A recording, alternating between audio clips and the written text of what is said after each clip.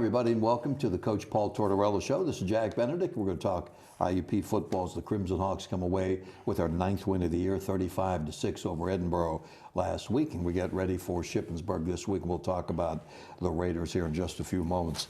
You know, it's not too often, Coach, that we talk about a game where you win a ball game and you don't rush for any yards. Right. It's just incredible. But it shows, I think, maybe you said before, you have to adapt what the opposition's going to give you. Right. I mean, they had sold out to stop the run. They ran a lot of run blitzes. We're playing, you know, blitzing linebackers on our side of the line of scrimmage with any run action, and it was especially inside the tackles. So, you know, you try to establish the inside run, and sometimes you can bang your head against the wall a little bit. You know, with our quarterback and our receivers, what that allows us is a lot of one-on-one outside, and we took it. You know, we hit a lot of quick game, short throws early in the game. And then we hit 3 deep balls, one to Dwayne, one to JoJo, actually 2 to Dwayne, because they were overloading the box. So, you know, you could beat your head against the wall and try to, you know, let your ego get involved and say, hey, we got to run the ball. Now, I'm not against that. You know, we're trying to establish the run. Sure. I was a little disappointed we didn't get more of our outside run game going. The 2 big plays that we had out there, we got called for penalty both times. One was, they're both good calls. Justice had cut a guy on the perimeter and his leg whipped, and he did. It was a trip. It was a great call, actually. And then on another run on a toss play, Malik? No, number 4. Why am I drawing a blank here? I must be getting too old. Oh, you mean Don McNeil. McNeil. Got called for a push in the back. It was kind of ticky-tacky, but that was like an 8 to 10 yard gain that got called back. So our 2 best runs, we had one that went for 16 that got called back, and another one that went for 10 that got called back. So, you know, we had the outside run game a little bit, but we got called for a couple penalties. They just denied the inside run game, and so we had to go outside and throw with a pretty good quarterback and some pretty good receivers. The catch that JoJo makes, phenomenal. You know, the 2 deep balls that he caught, the one was a great catch. They had him double covered. The other one, he just beat the corner and pressed for a touchdown. And then Dwayne caught the deep one in one-on-one coverage where they were running a lot of 6-man pressures and blitzing a lot whether it was run or pass. So they played the way they needed to play defensively to take chances, because they weren't, you know, I don't think they felt really good about their offense. We're playing really close to the vest. They're down to their 3rd quarterback. So the answer, I guess it's a long answer to the question, they just wouldn't allow us to run the ball inside. Yeah, that was a good explanation. Anyway, I still picture the pass play from Quentin to JoJo that was just laid in there perfectly. I mean, if you want to show something on video, as this is the way it's done, but they totally sold out on that play. Yeah, and then the other one, they had him double covered, and he just went up and made that was a phenomenal catch. You know, I could see the reaction by their 2 defenders. They were like, you know, are you kidding me? We had 2 guys here. But Quentin has a knack to be able to throw the ball when guys are covered just in the right spot where only our guy can catch it. And our guys have done a great job of going up and getting, you know, the 50-50 ball. On the other side, defense, you had a lot of big plays again. You held them to 2 field goals. Your linebackers were solid. Streeter had a great game. I mean, you couldn't ask for anything more. And how about the beginning where Harrison Dreyer comes in? You haven't used him that much as a star back, picks off one for you. Those are all things that contribute to this win. Right. I thought Streeter played a great game into the boundary. He had a little slow start, a couple coverages. He didn't play right into the boundary there. We got him squared away, and then he had 2 interceptions. The one interception he almost had was a phenomenal play, because he really saved the free safety who was wrong in the coverage. And I said Mike Nash ought to buy him dinner every day this week, because he saved them twice, actually, in 2 coverages. Potentially, he could have had 4 interceptions. If the quarterback would have made a better throw on the one, it would have been an interception by Nas, and it might have been a pick 6. And then he had another interception in his hand, so he potentially could have 4 interceptions. He also had a couple breakups, but he also did a great job in run support. He played tremendous. And then Dreyer's interception in the early in the game is a phenomenal play, just a talented play. It's a great athletic play. Great athletic play. You know, you can't really coach what he did. It was a phenomenal play. He's given us a spark there at star. He's playing really well, and he's only played 2 or 3 games, so his best football's in front of him. You know, a couple runs came out early, and then we solidified our run defense. So, you know, the bottom line is, and we talk about this on defense all the time, is, you know, statistics sometimes are good, sometimes they don't tell the story, sometimes they do. The bottom line is how many points did they score, and we didn't let them score a touchdown again for the 4th time this year. So, however it transpires, that's all that matters is how many points they score. So, but we got a tough test this week, definitely. Yeah, we'll talk about Chip here in just a moment. Special teams improvement, that certainly. We gave honorable mention to Grubbs. There was no return. I mean, you know, maybe he kicks 38 or 40 or 42, right. No return. So you kept Gregory out of the game. Our special teams probably broke the game open. You know, it's 14-3. Dwayne gets the big punt return. Nas Streeter has 3 great kickoff returns. Beautiful. You know, obviously we're running back kicks after they kicked 2 field goals, so we got the momentum right back with 2 of his returns. He had 93 yards on 3 returns, and they were really great returns. We blocked them pretty good, but he made 3 or 4 guys miss. Dwayne obviously had a 20-yard return and the big 56-yard return on the punt. And then Grubbs averaged 41 yards a punt. We had 6 punts, and 5 of his were inside the 20. And Gregory did not have a punt return. He had the fair catch 2, and then he only had a 16-yard return on kickoff. So probably when you look at the whole game as a whole, it was probably the special teams that was probably the difference in us, you know, getting the game under control. We got up 21-6 after the punt return, and Nas's kickoff returns, and then Grubbs' punt, and you know, it was big. It was big. I think we graded out at 85% in the kicking game, which was our best this year. Great, yeah, absolutely. And extra points, of course, no problem there. Give us an update on Dwayne Brown, Jeff Arnold, and these guys who are, you know. Well, right now, Jeff is questionable. We'll see how he gets through this week. Dwayne is probably questionable too. He got an ankle. Hopefully we can get him to start practicing later in the week. They're neither in or out right now. Ronye Mitchell may be back this week. He's been out all year. Well, since the 3rd game, he had a broken bone in his forearm. He may be available this week. So, you know, those are 3 guys. You know, Ronye obviously hasn't played in 7 weeks, but he was a big part of our defensive front. He has a chance to play. Jeff is probably questionable, and so is Dwayne.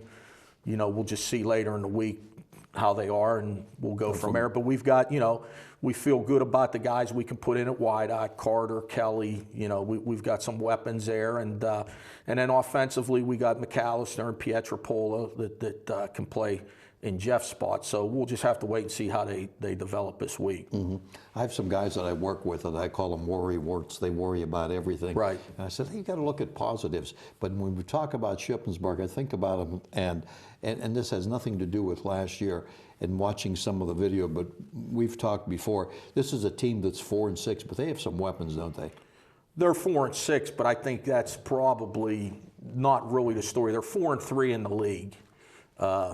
They had some really tough crossovers. They played Cal, they played Slippery Rock, so those were 2 really tough crossover games for them.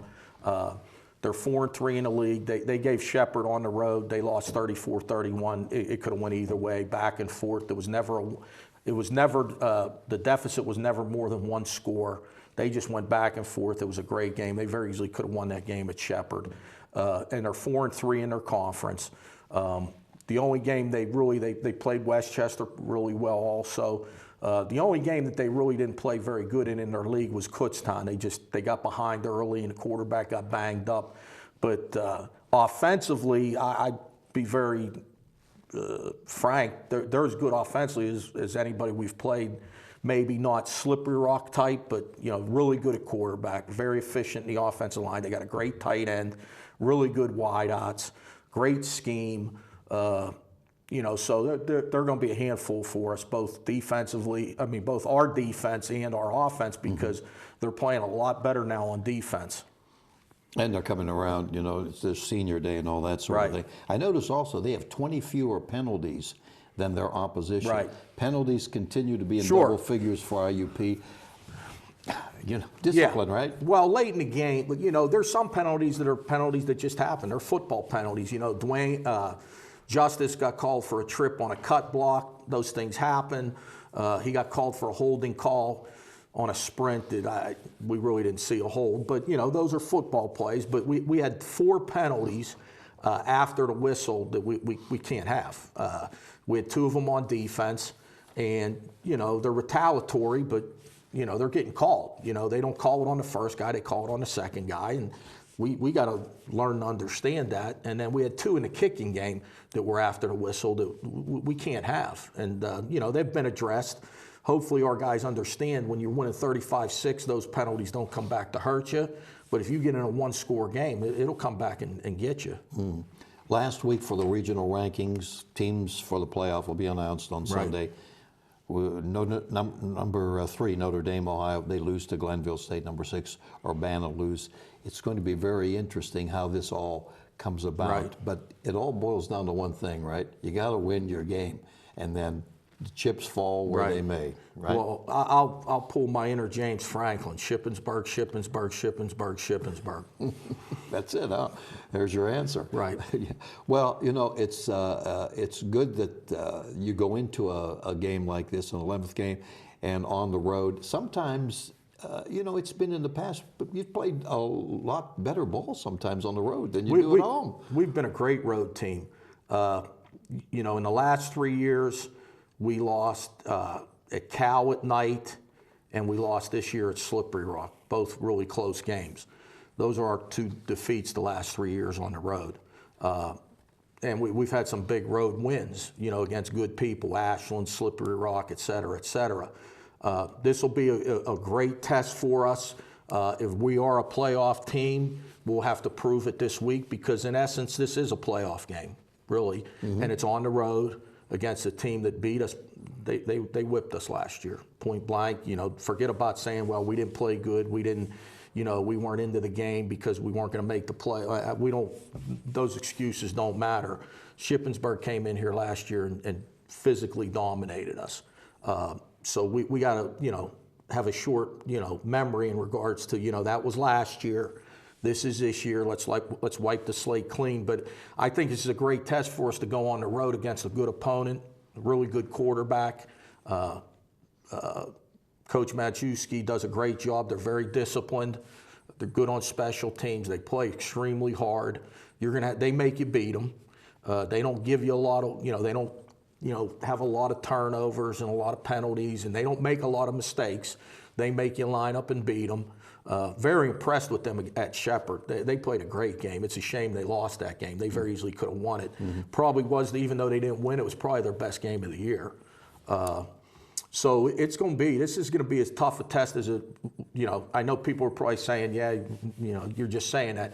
I'm really going to come out and say that this will be as tough a game as we have, including a playoff game. Well, those of us that see these teams, we would agree with you. How about their defense, just briefly? In defensively, we talked about how good their offense is, but are they doing anything else differently, or they're just fundamentally sound? They're very fundamentally sound, and here's what's happened. They had 9 starters that were seniors last year. They came in here last year and played as good a game defensively against us as anybody we've played in 2 years here. And they had 9 seniors on that defense. So it's taken them time to infiltrate their new starters. They're fairly young. First 5 or 6 weeks of the season, they had their issues. But I think what you have to do, and we were talking, with the offensive staff, I was talking with them this morning saying, I really think what we better watch is their last 3 games because they've played really well.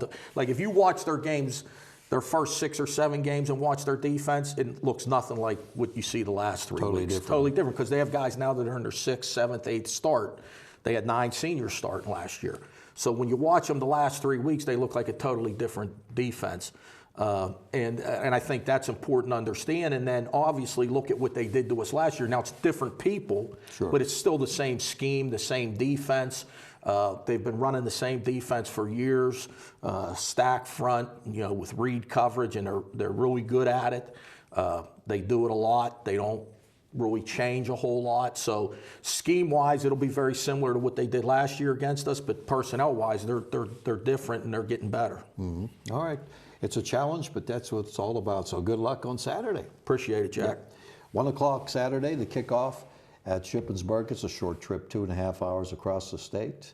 And I think you'll see yourself a good game. We thank the coach and the whole family for joining us here today as part of our Coach Tortorella show.